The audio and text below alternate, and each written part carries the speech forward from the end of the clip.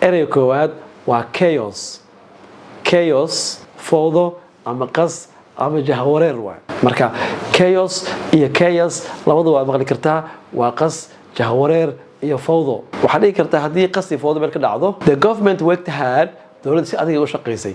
the government worked hard, si adag waxay uga shaqaysay to restore inay dib u soo celiso, to restore inay dib u soo celiso order nidaamkii, after kadib days maalmo of chaos oo qas, jahwareer, fowdo iyo qalalaasi uu jiro. bismillahi raxmaan raxiim. laba erey iyo 2 daqiiqo waa 10 muhiim ah oo badanaa arday badan ay ka faa'iideysteen ayagoon waqti badan uusan ka dhumin. waxaase iga wargelinaa in bisha Abriil ee sanadkan 2026 aan qaadanayo fasalo cusub kuwaasoo kugu saacidi kara inaad si wanaagsan u horumariso una fahamto luqadda Ingiriiska. laba bilow safarkaaga luqadda Ingiriiska bishan Abriil sanadkan 2026 ha iska dhuminin waqti kale wixii hadda ka dambeeya.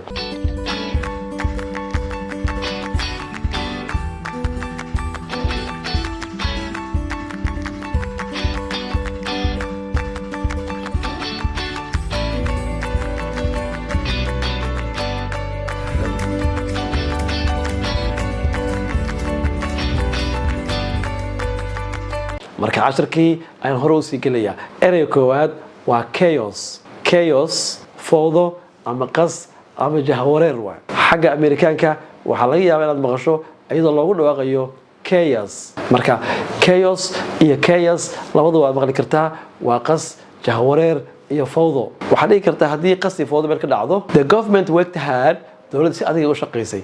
the government worked hard, si adag waxay uga shaqaysay to restore inay dib u soo celiso, to restore inay dib u soo celiso order nidaamkii, after kadib days maalmo of chaos oo qas, jahwareer, fowdo iyo qalalaasi uu jiray. jumlad kale aan gelino, waxaad dhihi kartaa the classroom, fasalkii wax lagu baranayay was wuxuu ku jiray in a state of chaos, xaalad fowdo ah iyo isku dhaxyaac uu ku jiray.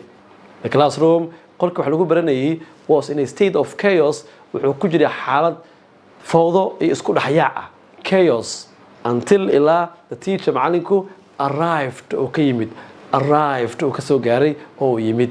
ereyga labaad waxaan ka dhiganaynaa erey asaga ka yimaada kii hore magac u ahaa, kan wuxuu noqonayaa sifadiisa.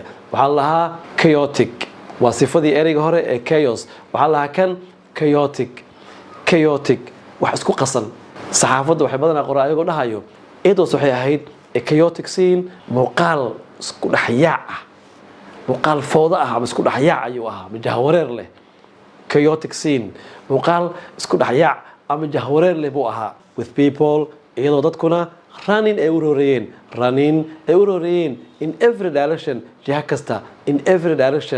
kasta, the scene, muuqaalka at the airport, ka jira airportka was wuxuu ahaa chaotic mid qasan buu ahaa, fowdo leh, qas iyo jahwareer leh.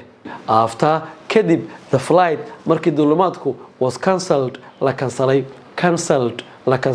bal jumlad kale aan gelinay ereyga the political situation, xaalad siyaasadeed in Sudan ee ka jira dalka Sudan is waxaa weeye chaotic mid qas iyo jahwareer leh oo fowdo leh.